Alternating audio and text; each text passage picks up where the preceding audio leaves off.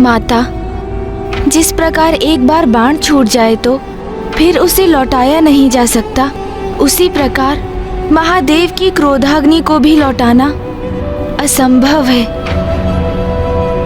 ना ही उसे रोका अथवा शांत किया जा सकता है, किंतु उसे एक नियत स्थान पर अवश्य बांधा जा सकता है, जिसका उपाय भी स्वयं ब्रह्मदेव ने सुझाया। ब्रह्मदेव, महादेव की क्रोधाग्नि को शांत करने का शीघ्र कोई उपाय देखना होगा। मैं महादेव की क्रोधाग्नि को दिशा परिवर्तित करने के लिए एक उपाय कर सकता हूं, जिससे सृष्टि भी सुरक्षित रहेगी और उनकी क्रोधाग्नि की मर्यादा भी भंग नहीं होगी। उचित है। समुद्र देव कृपया उपस्थित हो। प्रणाम ब्रह्मदेव, प्रणाम नारायण, प्रणाम समस्त देवतागण। समुद्र देव, अब आप ही महादेव की क्रोधाग्नि को अपने में समाहित करके इस सृष्टि का नाश होने से रोक सकते हैं।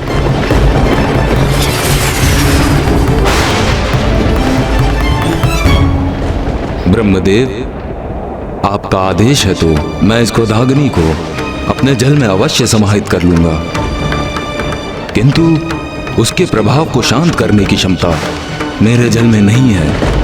इसीलिए ये क्रोधाग्नि सागर की गहराई में जल एवं शिलाओं के मध्य में स्थित रहेगी, किंतु वहां स्थित होने पर भी ये अत्यंत भीषण और प्रबल रहेगी। प्रणाम। और फिर ब्रह्मदेव के आदेश पर समुद्र देव ने महादेव के तीसरे नेत्र से प्रवाहित हुई उनकी क्रोधाग्नि का आवाहन किया।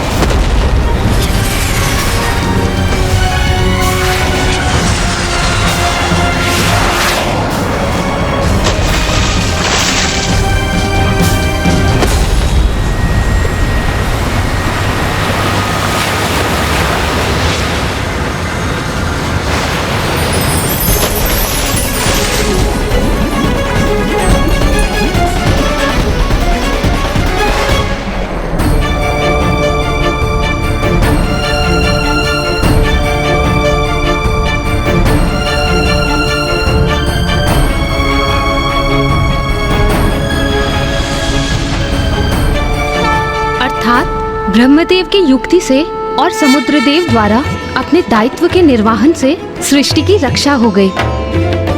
और उधर गुफा के भीतर माता और महादेव की दृष्टि एक दूसरे के ऊपर जा चुकी थी, अर्थात अब सब कुशल होने वाला था।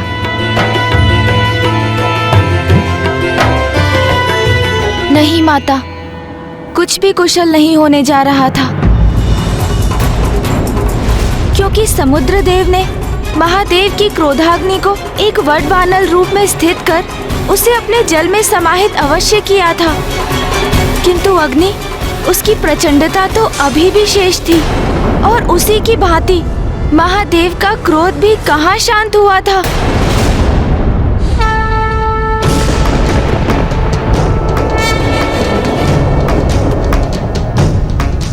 अंततः महायोगी जी अपने चिर ध्यान से बाहर आ ही गए। मुझे आपसे कुछ महत्वपूर्ण वार्ता करनी है प्रभु। प्रभु, प्रभु, प्रभु, स्वामी,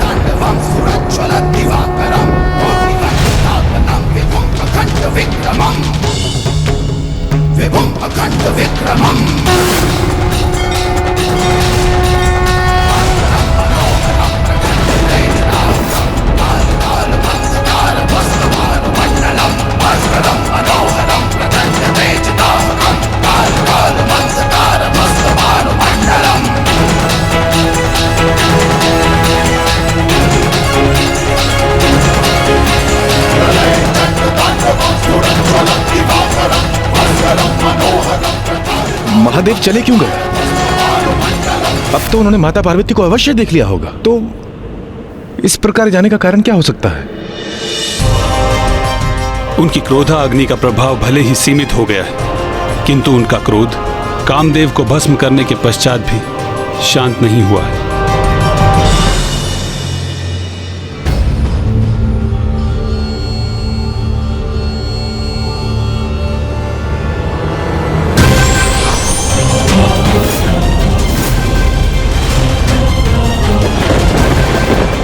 प्रणाम ब्रह्मदेव। प्रणाम पिताश्री। मैं स्वयं को रोक ही नहीं सकी। स्वामी का कुशल क्षेम ज्ञात करने के लिए यहाँ आ गई। कहाँ है वो?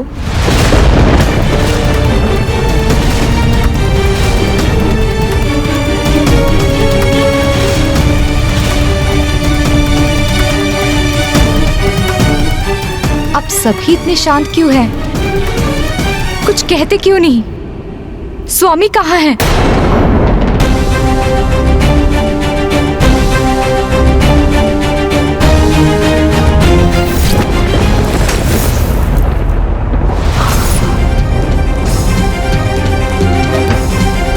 रुक जाओ पुत्री।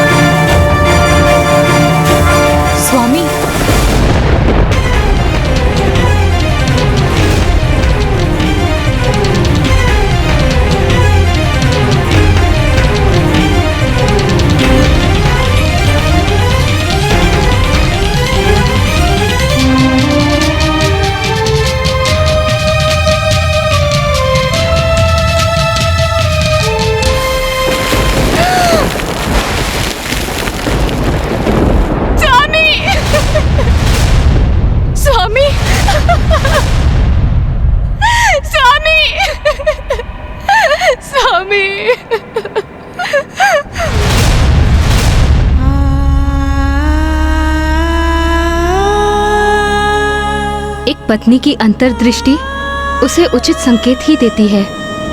उसे संकट का पूर्वाभास हो ही जाता है। इसलिए देवी रति का कामदेव को रोकना उचित था। हाँ माता, एक पत्नी, एक माँ और एक स्त्री की अंतर्दृष्टि तो सदा उचित होती है, किंतु अब तो बहुत देर हो चुकी थी। एक ओर तो कामदेव ने महादेव और माता पार्वती को एक साथ लाने के प्रयास में स्वयं के प्राण गंवा दिए थे, तो वहीं दूसरी ओर महादेव माता पार्वती को देखकर भी उन्हें अनदेखा कर वहां से चले गए। और गुफा के मुख में देवी रति एक भिन्न सत्य को लेकर शोकाकुल थी।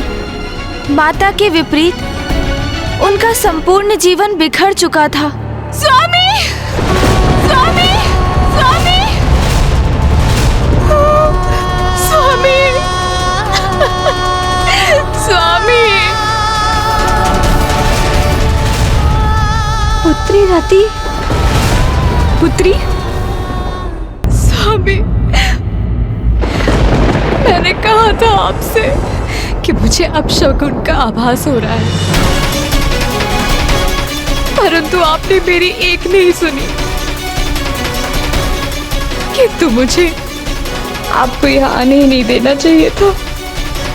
अब मैं क्या करूं स्वामी? अब मैं क्या करूं? कैसे लौटाऊं मैं आपको स्वामी? यदि मैं समय चक्र लौटा सकती तो अवश्य लौटा देती। हम प्रसन्न थे, आनंदित थे, हर्षित थे, प्रेम की लय में बंधे थे। और आप मेरा श्रृंगार कर रहे थे।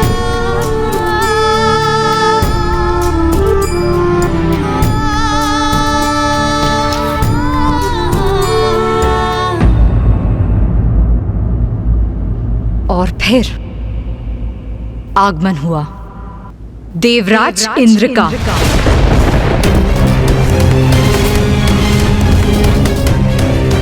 देवराज इंद्र वहां पहुंचे।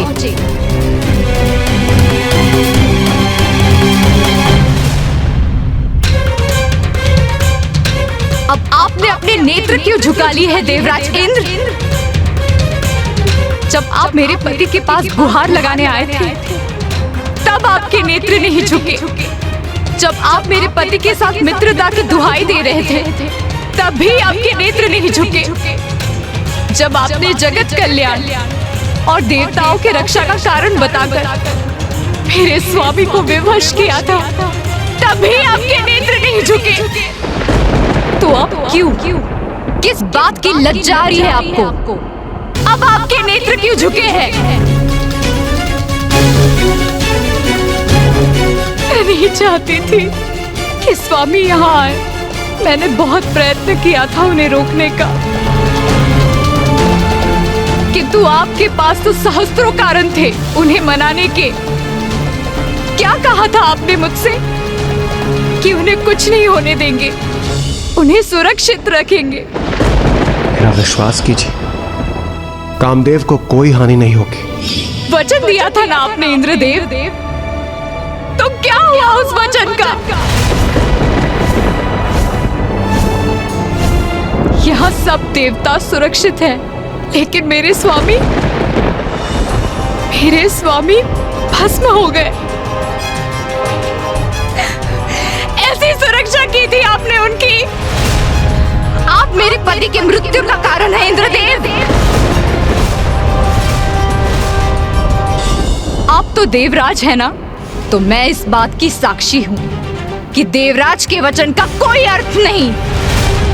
आप मेरे निवास पर आए, मेरे समक्ष खड़े रहे, मुझे वचन दिया, मुझे आश्वस्त किया और मेरे पति को मेरे सामने लेकर गए। इसीलिए आप ही मेरे और मेरे पति के दोषी हैं। कुछ नहीं सुनना है मुझे। आप अपना वचन निभाए, जीवित कीजिए मेरे पति को। देवीरती, जो आप समझ रही हैं वास्तव में वैसा नहीं। अब आपके मुख से मैं और कुछ सुनना नहीं चाहती। आपने वचन दिया था ना मुझे कि मेरे पति की रक्षा करेंगे, रक्षा करेंगे। दिया था तो नहीं दिया था देवराज?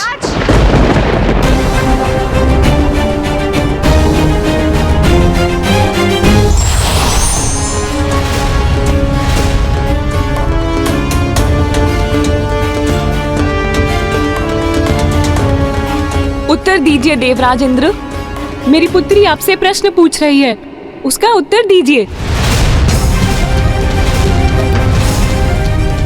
देखिए देखिए क्या हो गया मेरे पति को।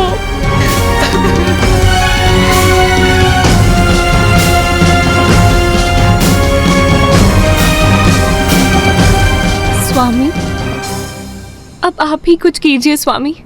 नहीं प्रिय, मैं कामदेव को पुनः जीवित नहीं कर सकता। उनका अंत महादेव की क्रोधाग्नि से हुआ है और मैं महादेव की इच्छा के विरुद्ध नहीं जा सकता।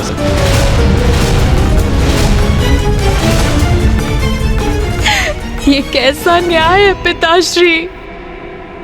इंद्रदेव ने मुझे आश्वस्त कर ये कहा था। देवीरती, आप नारायण की पुत्री हैं। आपको कदापि चिंता नहीं करनी चाहिए। ये क्या कर दिया देवराज इंद्र आपने? इतनी भयंकर योजना बनाने के पूर्व आपने एक बार मुझसे या ब्रह्मदेव से पूछना उचित नहीं समझा? आप सभी देवताओं के मुख पर ग्लानि का भाव देखकर मुझे आभास हो रहा है कि इंद्रदेव की योजना में आप सभी सम्मिलित भी थे और उन्हें आपका समर्थन भी प्राप्त था।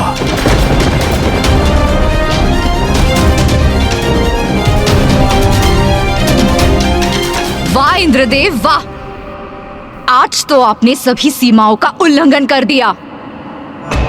सूर्यदेव, अग्निदेव, वरुण देव, वायुदेव, आप सभी इंद्रदेव के साथ थे ना? आप सबकी सहमति प्राप्त थी उन्हें, फिर एकमात्र मेरे पति दंड के भागी क्यों बने? महादेव की क्रोधाग्नि से मेरे पति की रक्षा करने क्यों नहीं आए आप लोग? क्यों नहीं आए? देवी रति, मैं यहीं उपस्थित था किंतु सब कुछ पलक झपकते ही हो गया, और जो कुछ भी हुआ ये उचित नहीं है। किंतु मुझे कदापि ज्ञात नहीं था कामदेव के बाण से महादेव की क्रोधाग्नि जागृत हो जाएगी। क्या कल्पना भी नहीं की थी आपने? मैंने स्वयं आपसे कहा था कि महादेव महायोगी हैं, उन्हें कोई भी, मेरे पति कामदेव भी, काम भावना के वश में नहीं कर सकते। जो सत्य मैं भली भांति समझती हूँ, उस सत्य का आभास भी नहीं हुआ आपको? फिर कैसे देवराज इंद्र है आप?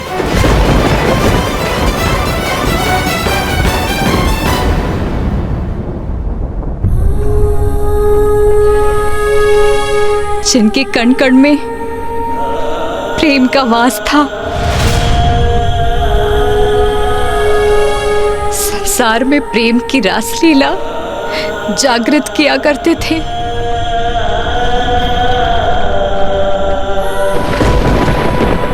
कितनी अपार पीड़ा हुई होगी स्वामी को, कितने तड़पे होंगे वो, जब आप देवताओं के कारण महादेव की क्रोधाग्नि ने भस्म किया होगा उन्हें।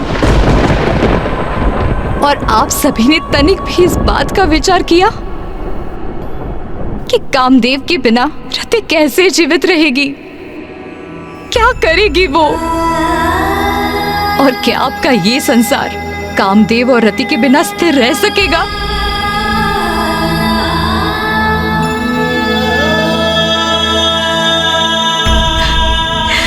क्या हमारे बिना संसार में नवीन प्राणियों का जन्म हो सकेगा?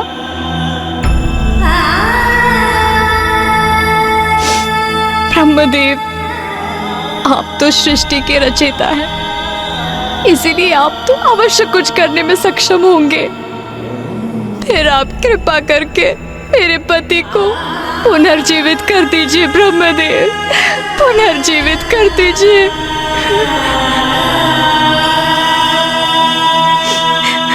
पिताश्री, आप तो पिता है ना मेरे, आपका जामाता मृत अवस्था में है, फिर आप क्यों नहीं जीवित कर रहे उन्हें?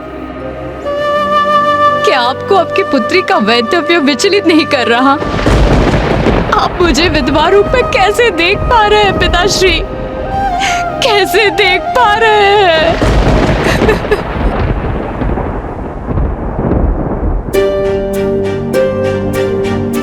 नाथ, हमारी पुत्री बहुत कष्ट में है, उसका कष्ट दूर करने का कोई उपाय कीजिए।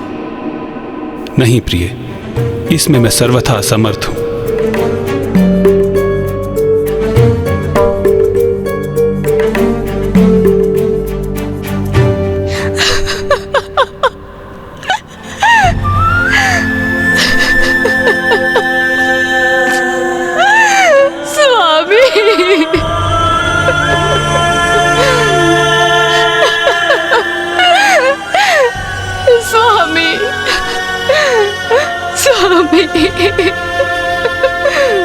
ब्राह्मण देवता ब्रह्मदेव, नारायण, देवराज इंद्र एवं सभी अन्य देवगण वहां एक साथ उपस्थित थे, फिर भी कुछ भी करने में असमर्थ थे।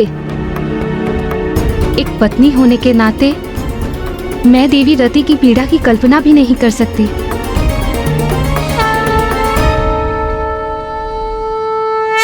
तो क्या अब कुछ भी नहीं हो सकता था?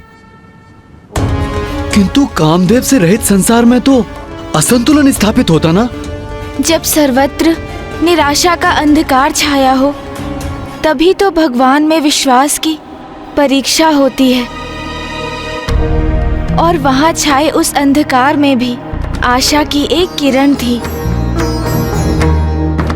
ब्रह्मदेव और नारायण को ये भली भांति ज्ञात था कि यदि उस स्थिति को सुधारने हेतु कोई कुछ कर सकता था तो वो एकमात्र माता आदि शक्ति ही थी।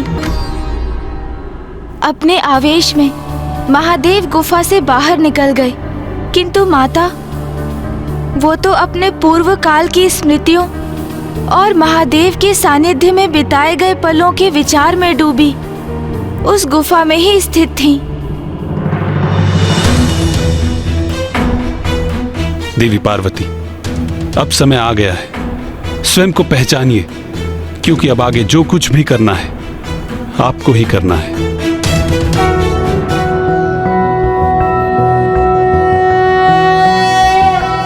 मध्य सुधाक्षी मणिमंडप रत्न वेद्यां सिंहासनोपरि गतां परिपीतवर्णां।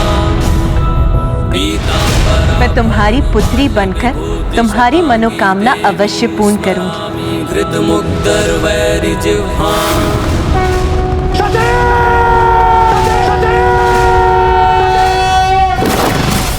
जिसे सदैव भूत प्रेत पिशाचों से घिरे रहना प्रिय हो, वो मंगलकारी कैसे हो सकता है? अरे वो तो अमंगलकारी है। मेरे पिता के यहाँ यज्ञ का आयोजन है, हमें वहाँ जाना चाहिए। नहीं सती, बिना निमंत्रण कहीं भी जाना अहित को आमंत्रण देना है।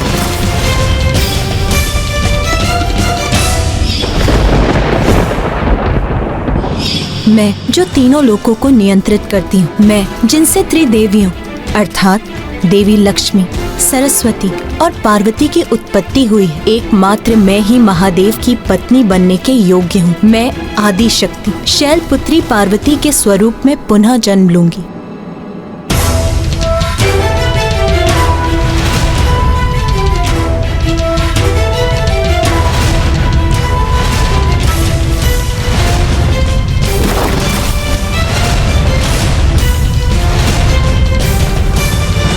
महाराज, कोई भी त्याग कभी व्यर्थ नहीं जाता।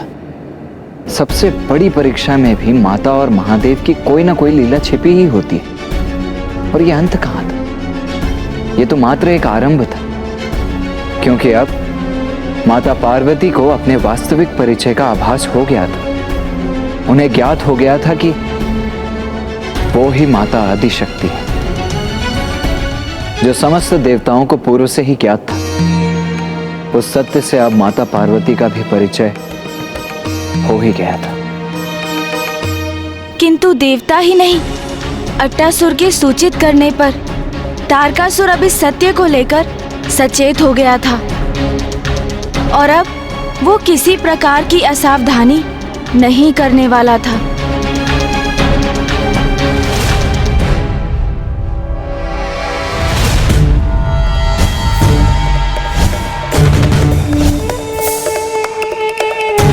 अट्टासुर जी, अभी आपके घाव पूरी तरह से भर चुके हैं। आप कुशल हैं और आपको पूर्ण रूप से स्वस्थ करने के लिए मैंने और औषधि भी दे दी है। एक सुझाव है आपके लिए, आप कुछ समय और विश्राम कर लीजिए।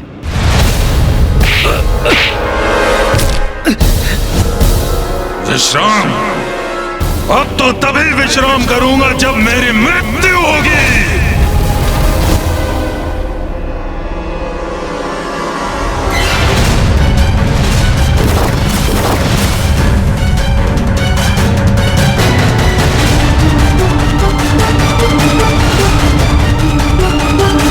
देवी आदिशक्ति, आज से 16 वर्ष पूर्व आपके कारण अंत हुआ था मेरा, किंतु अब एक नवीन जीवन की प्राप्ति हुई है मुझे। अब मैं पहले से भी अधिक बलशाली हो चुका हूँ। प्रतीक्षा करो देवी, प्रतीक्षा करो। महाराज की अनुमति प्राप्त करते ही मैं तुम्हारा विनाश कर दूंगा।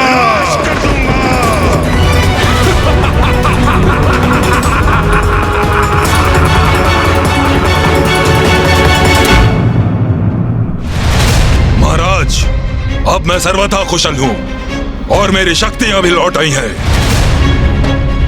आप मुझे जाने की अनुमति दें ताकि हम उन देवी शक्तियों को उचित शिक्षा का पाठ पढ़ा सकें। 16 वर्ष पूर्व भी तुमने यही कहा था अट्टासुर। जी महाराज, किंतु इस बार मैं अपनी शक्ति का उच्च प्रमाण दूंगा। इस बार मैं आपको कदापि निराश नहीं करूंगा महाराज। उचित है।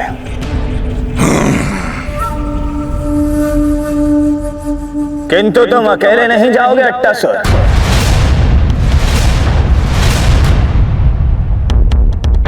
सैनिकों,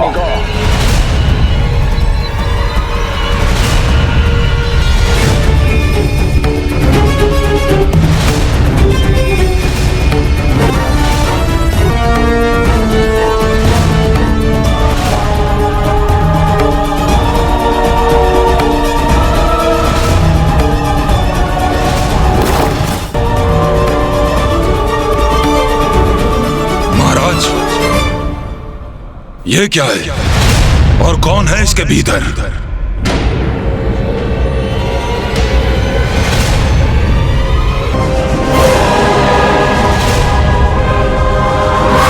खोलो इसे।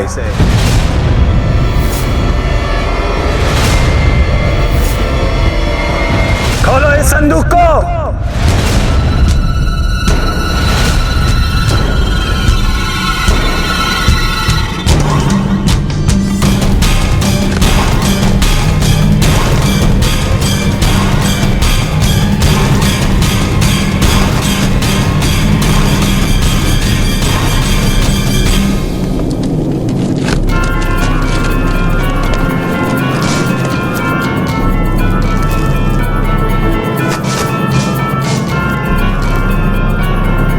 ये क्या महाराज, ये संदूक तो रिक्त है।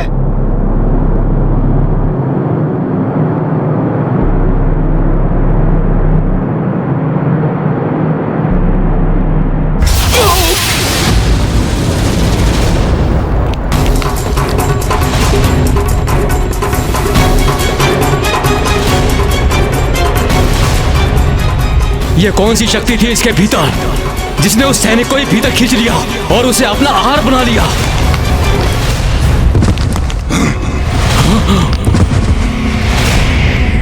ये तो कोई भयंकर आसुरी शक्ति प्रतीत होती है। कारिका! कारिका!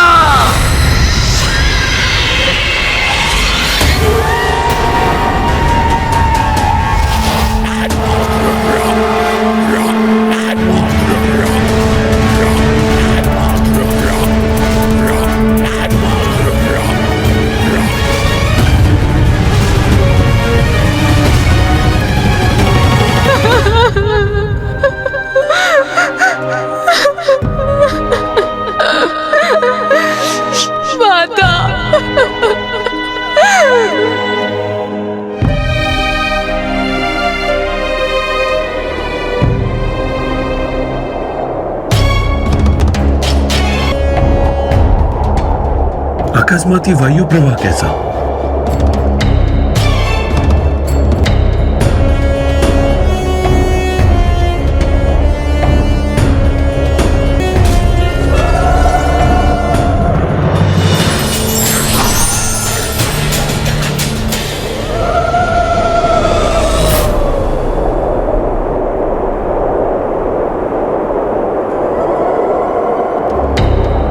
अब वो समय आ गया है जिसकी हमें कब से प्रतीक्षा थी।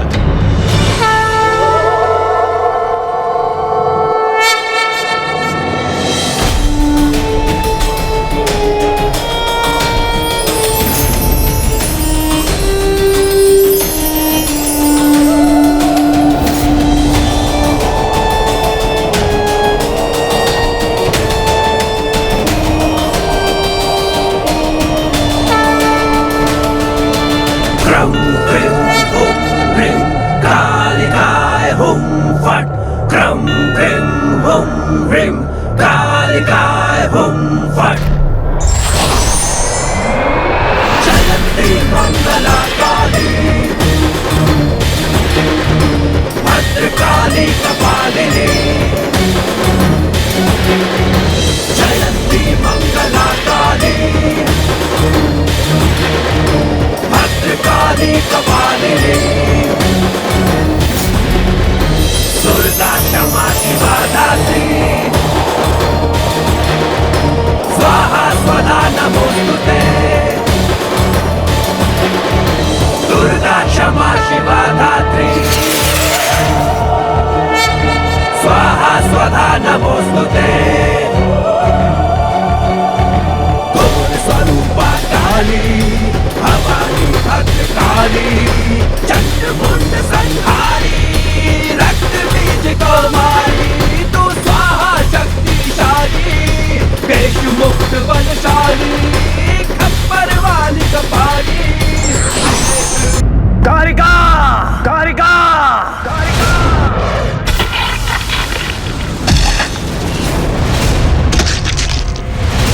ये तो कोई भयंकर आसुरी शक्ति प्रतीत होती है।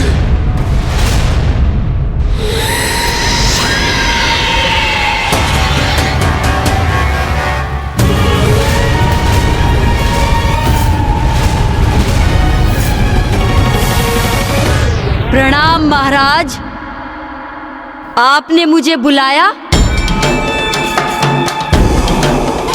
कहिए, क्या आदेश है मेरे लिए?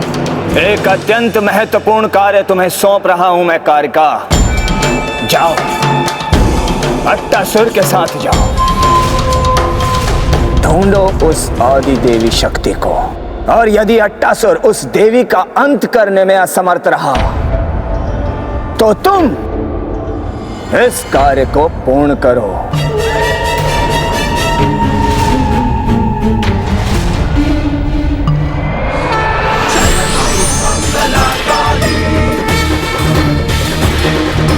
भद्रकाली कपालिनी,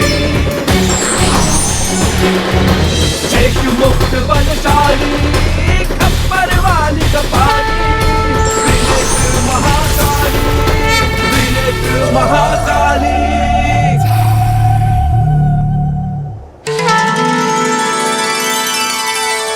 माता। पुत्री, भूल तो कामदेव से अवश्य हुई है। अपने पंच बाण से महादेव में काम जागृत करने का प्रयास करने की बहुत बड़ी भूल। वो महादेव जो स्वयं में ही रमते हैं, उनमें भला कोई काम जागृत करने का प्रयास कैसे कर सकता है?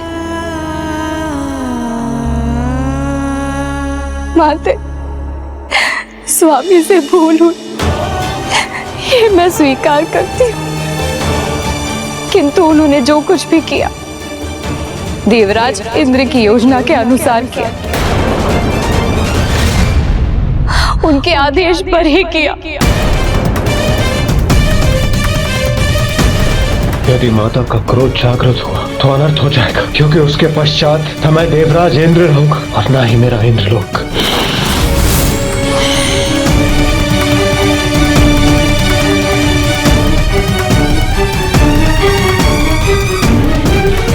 माता, मैंने अपने पति को खो दिया और सृष्टि ने कामदेव को। अब संसार का क्या होगा माता? कामदेव के बिना प्रजनन रुक जाएगा, सृष्टि में नवीन जीवन का संचार होना थम जाएगा, अनर्थ हो जाएगा माता, अनर्थ हो जाएगा।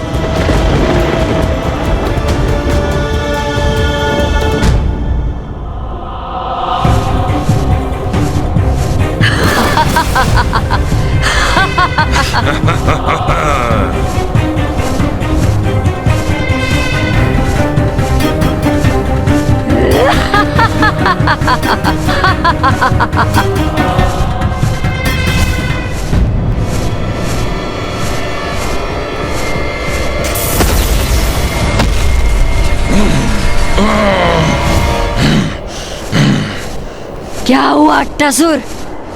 हम यहाँ क्यों रुके हैं? राजभवन के निकट क्यों नहीं? कहीं यहाँ पुनः आकर मैंने मूर्खता तो नहीं की? कदाचित मुझे उस चिकित्सक के सुझाव पर कुछ और समय विश्राम कर लेना चाहिए था। इस कारिका को यहाँ का मार्ग बताकर मैं स्वयं को सुरक्षित ही रखता तो उचित होता। तुम्हारी श्रवण शक्ति शिथिल है क्या? हुआ क्या है तुम्हें? चलो, यदि तुम नहीं जाओगे तो मैं स्वयं ही चली जाऊंगी। इस देवी आदि शक्ति का अंत मैं अकेले ही कर सकती हूँ।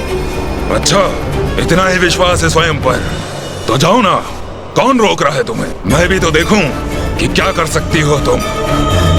तो तुम मेरी प्रतीक्षा करो और देखो मैं क्या कर सकती हूँ।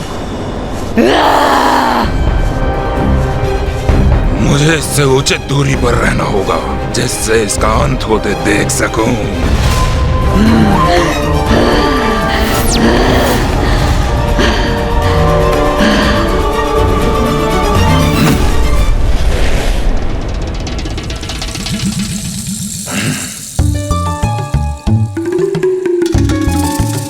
उचित है। मेरे लिए यही स्थान उचित है। यहाँ सुरक्षित रहूंगा मैं। यहीं से ही छुप छुप कर देखता हूँ।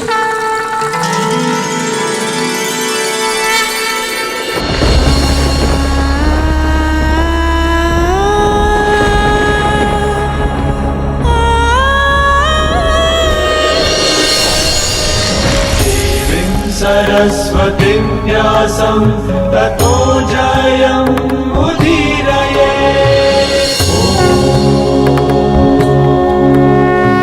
दुखी मत हो पुत्री, मैं महादेव के विरुद्ध तो नहीं जा सकती, इसीलिए मैं कामदेव को पूर्वत तो नहीं कर सकती, किंतु मैं तुम्हें ये वरदान देती हूँ कि कामदेव अदृश्य रूप में सृष्टि में सदा उपस्थित रहेंगे।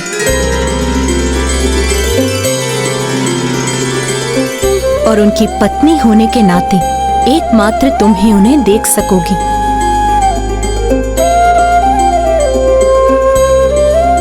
और द्वापर युग में नारायण के पूर्ण अवतार श्री कृष्ण के पुत्र प्रद्युमन के रूप में तुम्हें कामदेव का सदैव सानिध्य भी प्राप्त होगा। या देवी सर्वभूतेषु शक्तिरूपेण संस्थिता नमस्तस्यै नमस्तस्यै नमस्तस्यै नमो नमः।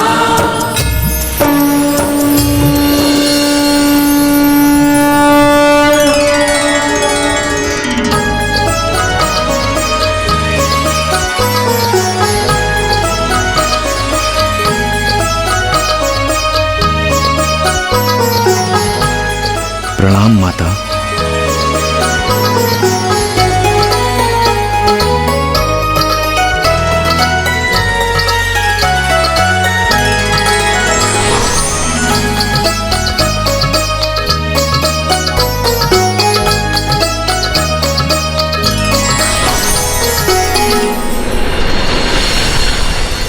स्वामी, मैं आपको देख सकती हूँ स्वामी।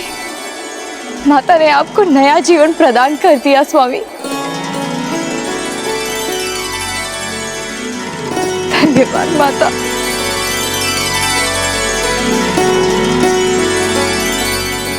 मुझे क्षमा कर दे माता। मैं तो सृष्टि के हित में महादेव की विरक्ति दूर कर उनके मन में स्नेह और प्रेम भावना उत्पन्न करना चाहता था। इसलिए मैंने जो भी किया वो किसी द्वेष भावना से नहीं किया, किंतु मेरे कारण महादेव क्रोधित हो गए। कामदेव, आप ये भूल गए कि यदि महादेव में कोई काम भावना जागृत कर सकता है तो वो एकमात्र आदि शक्ति है, अर्थात स्वयं मैं।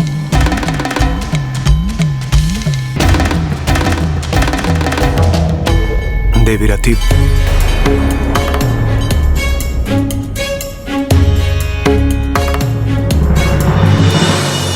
देवी रति, मैं कामदेव को देखने में असमर्थ हूं, किंतु मैं आप दोनों से क्षमा याचना करना चाहता हूं। मैं आपका अपराधी हूं, मेरी क्षमा याचना स्वीकार करें।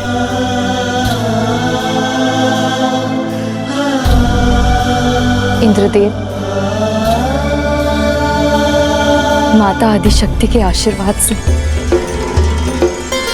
मुझे स्वामी का साहित्य पुनः प्राप्त हो गया। संसार को कामदेव रति प्राप्त हो गए।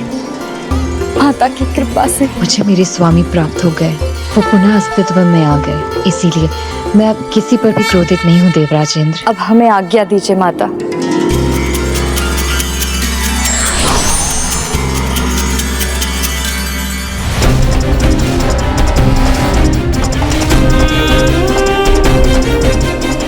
अंत करूंगी मैं देवी आदिशक्ति का।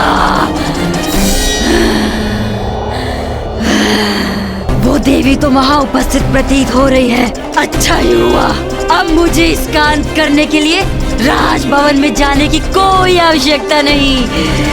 मेरे हाथों इसकी मृत्यु ही से यहाँ खींच लाई है।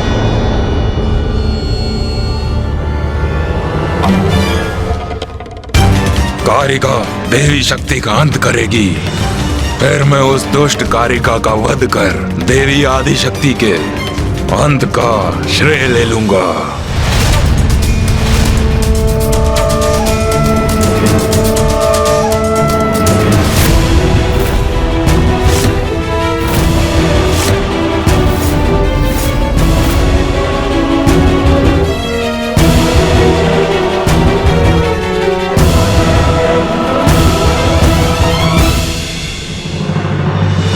ये तो कोई असुरी स्त्री है जो आकाश में हमारे ऊपर मंडराकर ये छाया प्रकट कर रही है।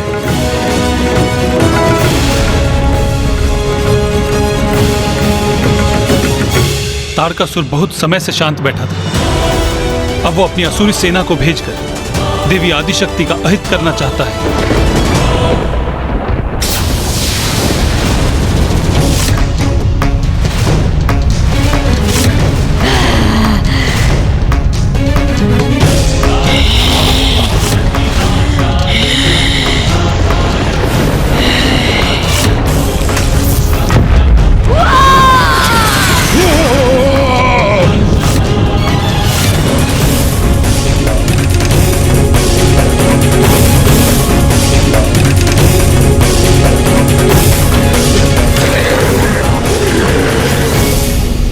ब्रह्मदेव, नारायण, ये क्या घटित हुआ?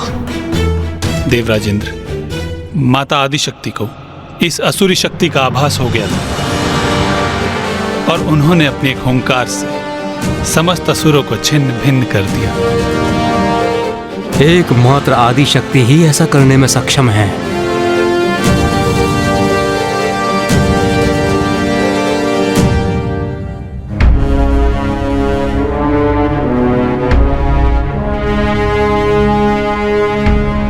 ब्रह्मदेव, विष्णुदेव, आप दोनों के हृदय में कोई चिंता अवश्य है। बताइए मुझे, आप इतने विचलित क्यों हैं?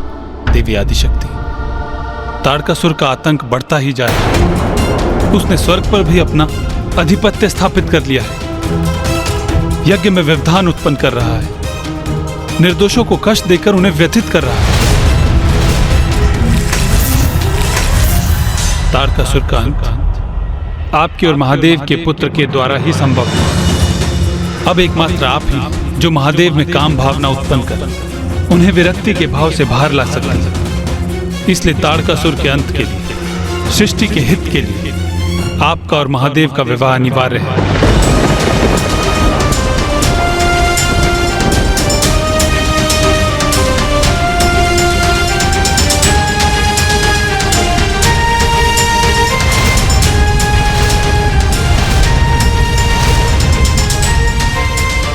माता पार्वती भी विचलित क्यों प्रतीत हो रही है? देवी, मुझे क्षमा कीजिए देवी, मुझे बहुत विलंब हो रहा है। माताश्री और पिताश्री मेरी प्रतीक्षा कर रहे होंगे। मुझे राजभवन लौटना ही होगा।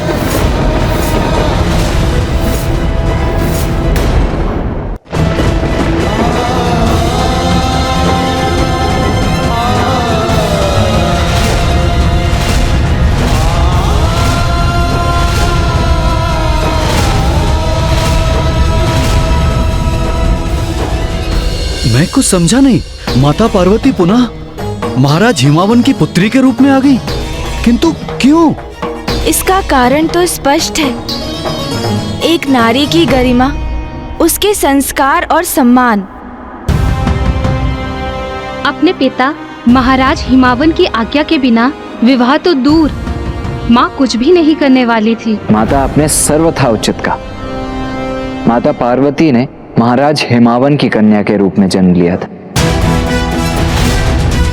इसीलिए अब महादेव से उनका विवाह तो तभी संभव था जब स्वयं महादेव उनके पिता के पास उनके साथ अपने विवाह का प्रस्ताव लेकर पहुंचते। अर्थात जब तक महाराज हिमावन माता पार्वती का कन्यादान कर उन्हें महादेव को सौंप नहीं देते, वो महादेव को कैसे स्वीकार कर सकती थी? इसीलिए माता को स्वयं का वास्तविक परिचय ज्ञात होने के बाद भी महाराज हिमावन के राजभवन लौट गईं। इधर देवता पुनः चिंतित थे, क्योंकि इतनी बड़ी सफलता प्राप्त करने के उपरांत भी वो पुनः निरुपाय हो गए थे। और उधर तारकासुर को भी असफलता ही हाथ लगी। विश्वास है मुझे, इस बार कोई चूक संभव नहीं। अट्टासुर को ज्ञात है कि देवी आदिशक्ति कहाँ स्थित है और उससे प्रतिशोध लेने के लिए तत्पर है वो। और उसके साथ मैंने उस असुरी कारिका को भी भेजा है। अब किसी भी क्षण उनमें से कोई उस आदि देवी शक्ति के अंत की शुभ सूचना लेकर अवश्य ही आता होगा। अवश्य।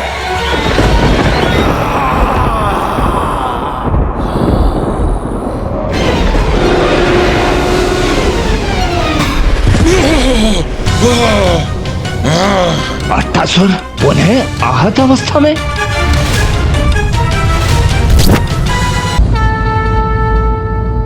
ब्रह्मदेव, नारायण, अब तक तो महादेव और माता पार्वती का एक दूसरे को ना देखना ही हमारे लिए सबसे बड़ी चिंता का विषय था।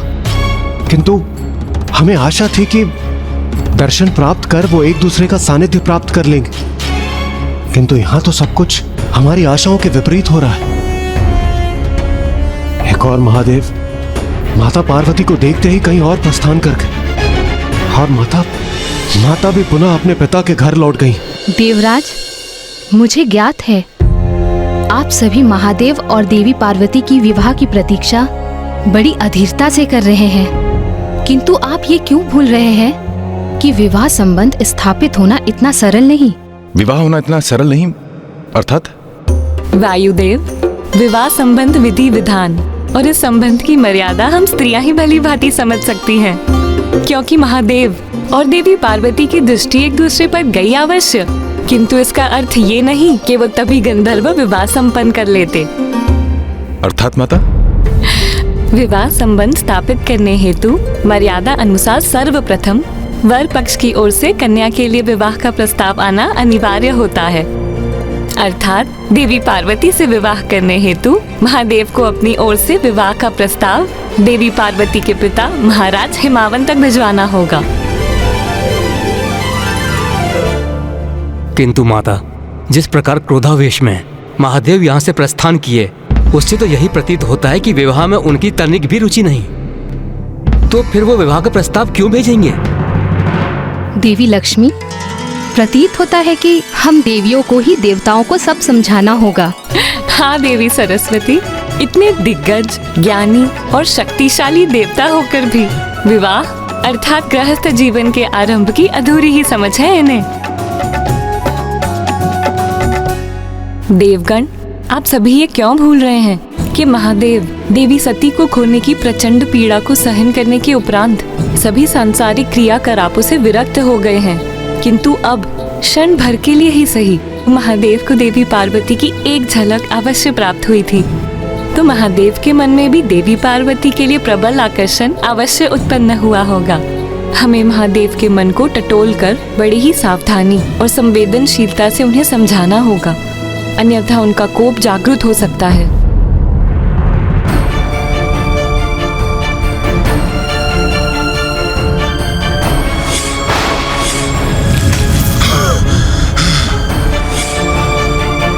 माता लक्ष्मी, माता सरस्वती, महादेव से विवाह के विषय में चर्चा करने और उसका प्रस्ताव रखने का साहस किसमें है? क्यों देवराज, इसकी चिंता आप क्यों करते हैं?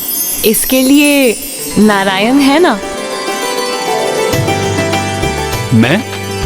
परंतु मुझे ये सौभाग्य क्यों प्राप्त हो? इसलिए स्वामी, क्योंकि आप कन्या के भ्राता जो हैं।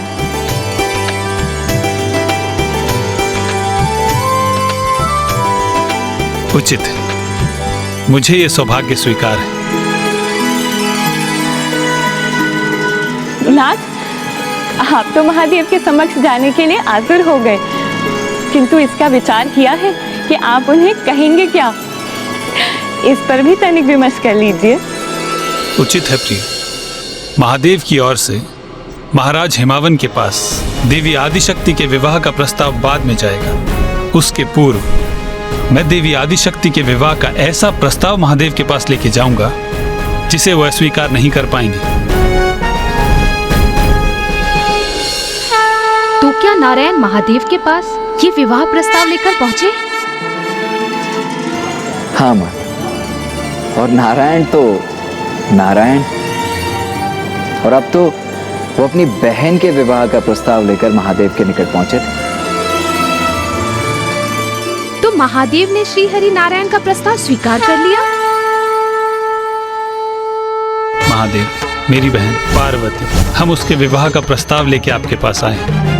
नहीं, ये मुझे स्वीकार नहीं, ये मुझे स्वीकार नहीं, ये मुझे स्वीकार नहीं। किंतु महादेव ने प्रस्ताव को अस्वीकार क्यों कर दिया?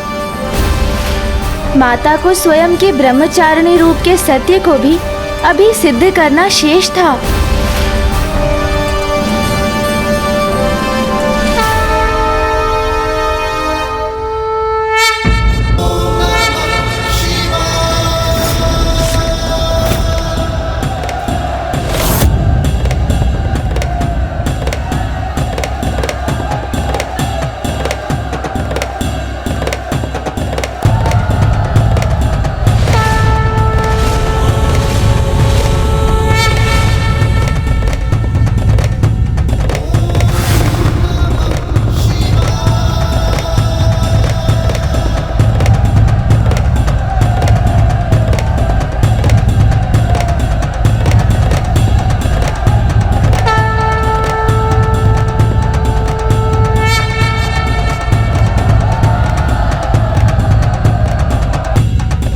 प्रणाम नारायण, प्रणाम माता।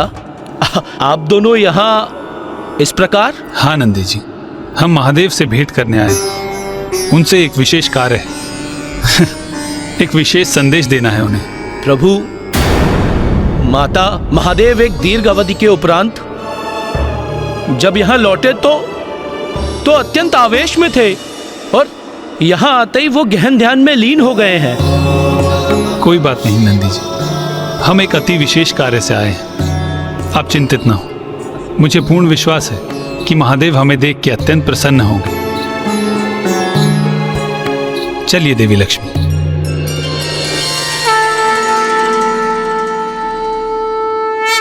नारायण स्थिति की गंभीरता क्यों नहीं समझ रहे हैं? मुझे चिंता हो रही है, कहीं महादेव अपने ध्यान में आए व्यवधान से पुनः क्रोधित हो गए तो?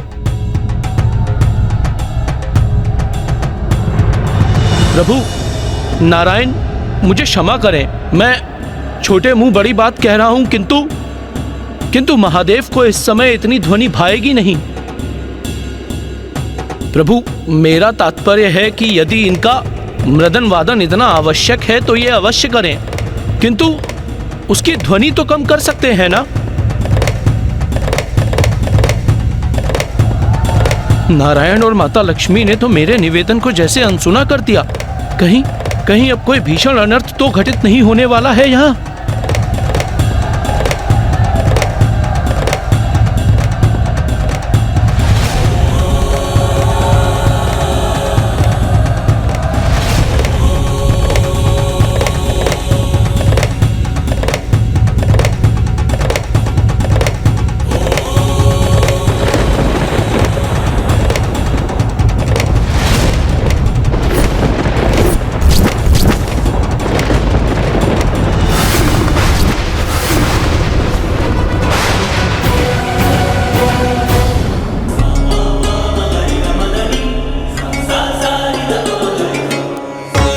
प्रणाम महादेव। महादेव, मैं और मेरी पत्नी आपसे एक महत्वपूर्ण चर्चा करने आए हैं। महत्वपूर्ण चर्चा? किंतु इतनी भी क्या महत्वपूर्ण चर्चा हो सकती है नारायण, जो आपको स्वयं देवी लक्ष्मी के साथ यहाँ कैलाश आना पड़ा? मेरी बहन जो संसार में शैलपुत्री, पार्वती और काली नाम से विख्यात है, हम उसके विवाह का प्रस्ताव लेके आपके पास आए। विवाह का प्रस्ताव लेके आपके पास आए। विवाह का प्रस्ताव लेके आपके पास आए।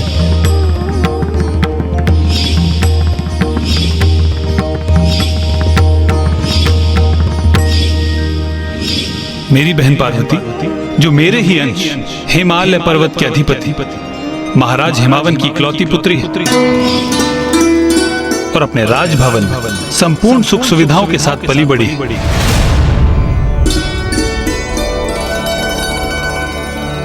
उनके राजभवन की तुलना में आपका भवन थोड़ा छोटा अवश्य है, किंतु मुझे पूर्ण विश्वास है कि विवाह के उपरांत महाराज हिमावन आपके लिए एक विशाल भवन अवश्य बनवा देंगे। क्यों देवी लक्ष्मी? ये आप क्या कह रहे हैं नारायण? मेरे प्रभु महादेव तो त्रिलोक के अधिपति हैं। संपूर्ण सृष्टि उन्हीं में समाहित है। सूर्य एवं चंद्र सभी के ऊर्जा के स्रोत तो वो ही है। कैलाश का ये सर्वोच्च शिखर उनका सिंहासन है। उन्हें भला किसी भवन की क्या आवश्यकता? किंतु मेरी बहन दुर्लभ और बहुमूल्य आभूषण ही धारण करने की अभ्यस्त है।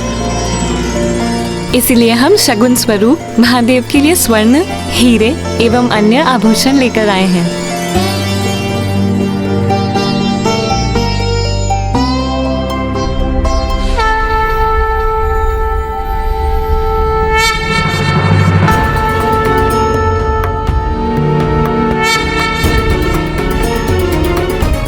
माता लक्ष्मी, ये तो सर्वज्ञात है कि महादेव तो सभी संसारिकता के प्रपंचों से परे हैं।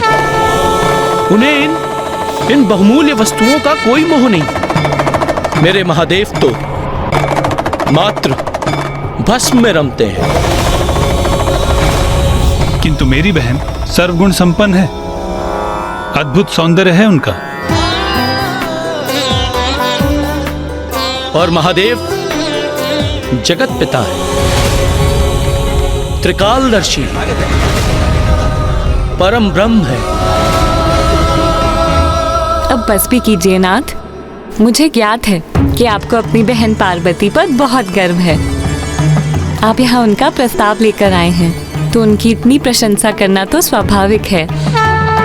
आपकी बहन सर्वगुण संपन्न है, तो महादेव भी महादेव हैं। उनकी महिमा की भी कोई तुलना संभव नहीं। इसीलिए अब आप बात आगे बढ़ाइए। महादेव, आप मेरी बहन पार्वती के विवाह का प्रस्ताव स्वीकार कर लीजिए। सोच लीजिए महादेव, यदि आपका विवाह मेरी बहन पार्वती से होता है तो कैलाश में भी सुख समृद्धि बढ़ेगी।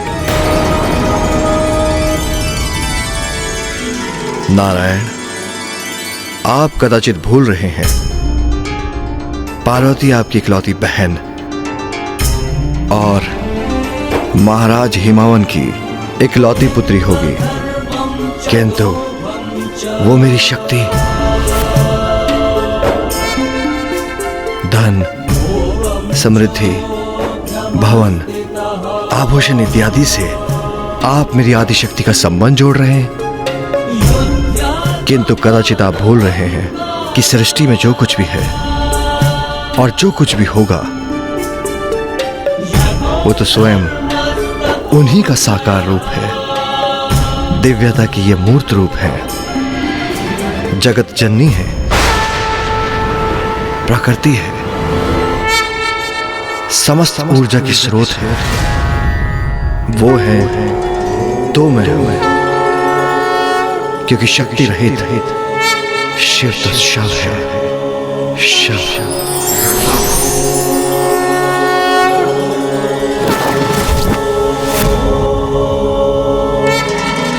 सर्वतः उचित कहा महादेव। मैं तो केवल आपको टटोल रहा था।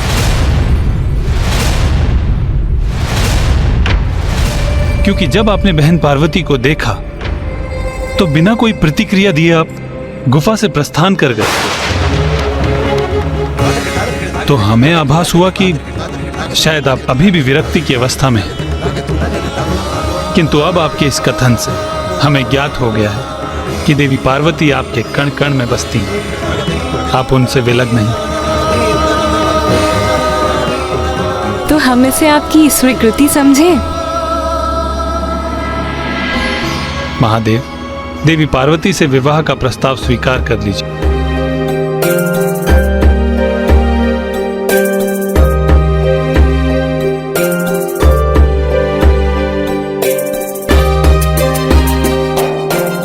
नाथ, मेरे पिता के यहाँ यज्ञ का आयोजन है, हमें वहाँ जाना चाहिए।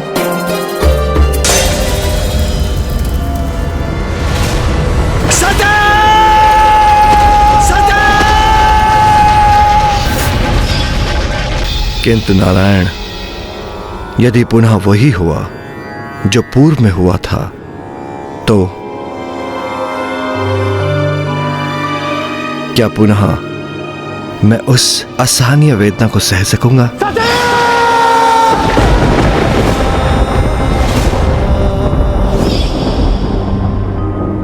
जो मैंने देवी सती के वियोग में सही थी। नहीं, ये मुझे स्वीकार नहीं।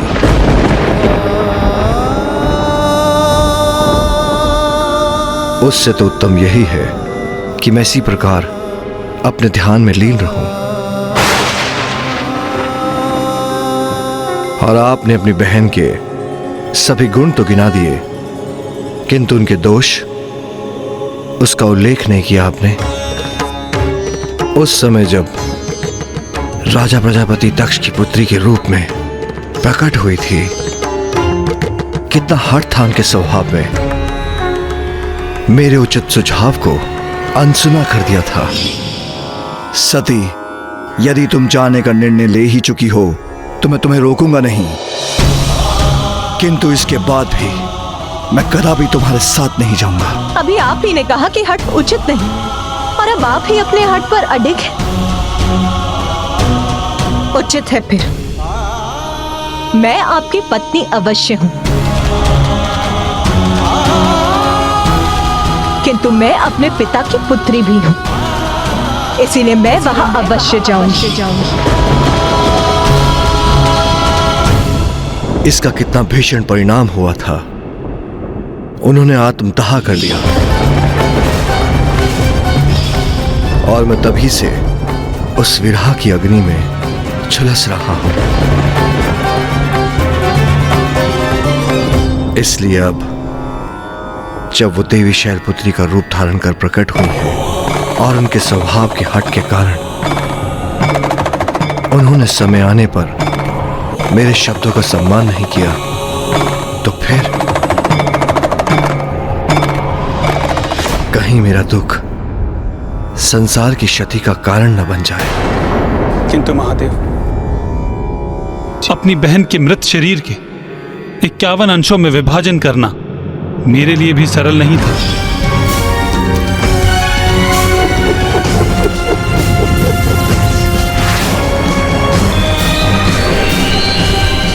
अत्यंत पीड़ादायक था, किंतु ये केवल आपके और देवी पार्वती के सुख या हित तक ही सीमित नहीं।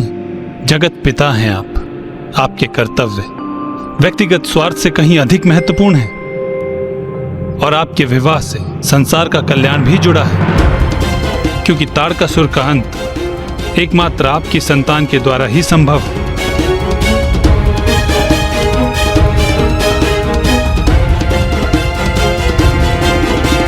महादेव, देवी पार्वती आपका सानिध्य पाने के लिए व्यग्र हैं, और मुझे ज्ञात है कि आपके हृदय की गहराई में यही प्रबल इच्छा छिपी हुई है।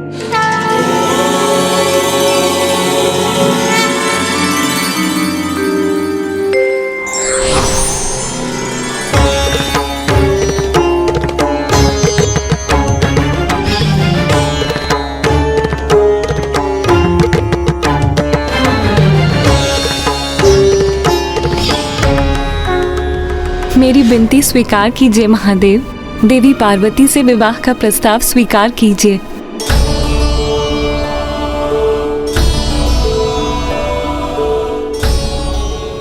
नहीं, नहीं, नहीं।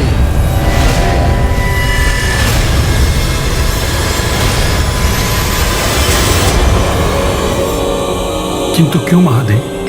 नारायण, मेरे विषय में सब कुछ ज्ञात होते हुए भी आप मुझे टटोल रहे थे। यहां आकर एक प्रकार से आप मेरी परीक्षा ले रहे थे, तो मैं भी देवी पार्वती से विवाह उनकी परीक्षा लेने के उपरांत ही करूंगा। हाँ नारायण, मुझसे विवाह करने हेतु देवी पार्वती को परीक्षा देनी होगी और उसमें सफल भी होना होगा।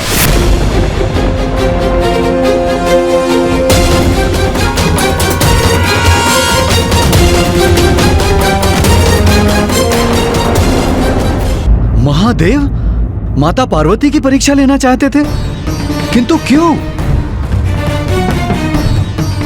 हाँ ब्राह्मण देवता, माता ने तो कितनी निष्ठा और भक्ति भाव से महादेव की सेवा की थी। तो फिर अब उनकी किसी भी परीक्षा की क्या आवश्यकता थी? माता, लौह भी तप कर ही स्वर्ण बनता है और इसमें तो कोई संदेह नहीं कि माता पार्वती पूर्ण रूप से महादेव के प्रति समर्पित थीं। किंतु उन्होंने जो भी किया वो तो उनके पिता महाराज हिमावन की इच्छा से, उनके आदेश का पालन करने हेतु किया था। किंतु अब महादेव ये सुनिश्चित करना चाहते थे कि जहां माता सती के प्रेम में हठ सम्मिलित था, वहीं माता पार्वती उस हठ से सर्वथा मुक्त थी। उचित है ब्राह्मण देवता, किंतु आप हमें यह भी बताने का कष्ट करें कि फिर महादेव ने माता पार्वती की परीक्षा कैसे ली? अवश्य बताऊंगा महाराज, क्योंकि अत्यंत अद्भुत थी ये परीक्षा।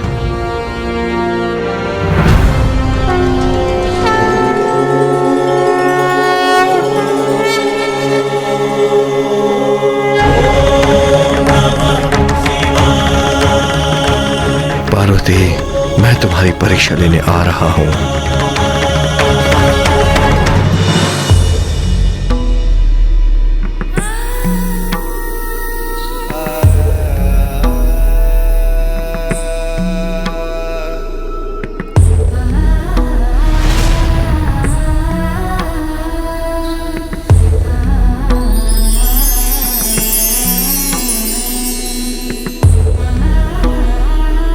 बड़ी विचित्र बात है, वो महायोगी बस वहां से प्रस्थान कर गए। उन्होंने तुमसे कुछ भी नहीं कहा।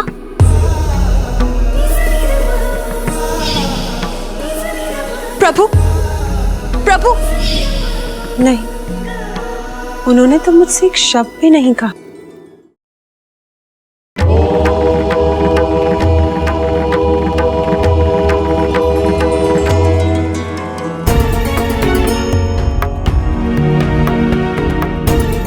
मुझे ऐसी पुत्री चाहिए जो महादेव की पत्नी बनने की अधिकारी हो।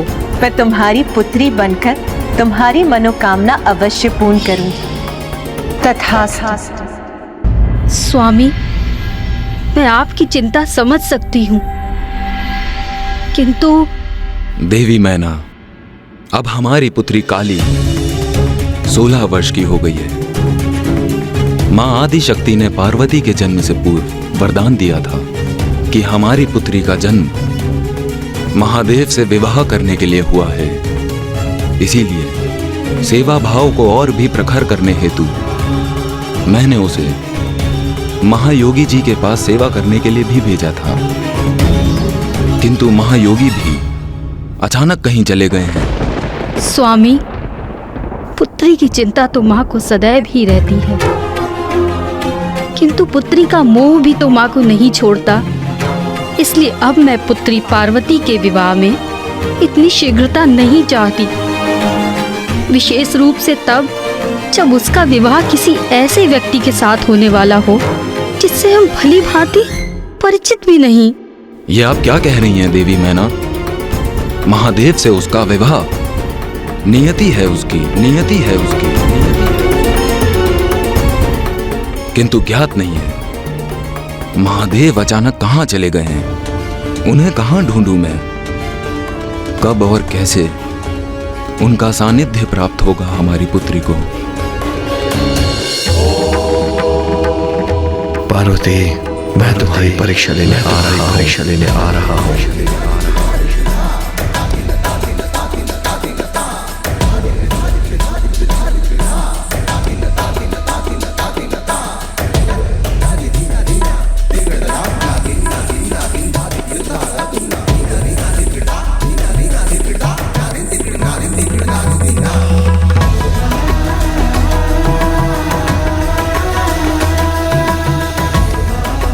क्या हुआ पार्वती? अब अचानक से तुम इतनी विचलित कैसे हो गई? याद नहीं, मुझे ऐसा आभास हुआ जैसे किसी ने मुझे मेरे नाम से पुकारा।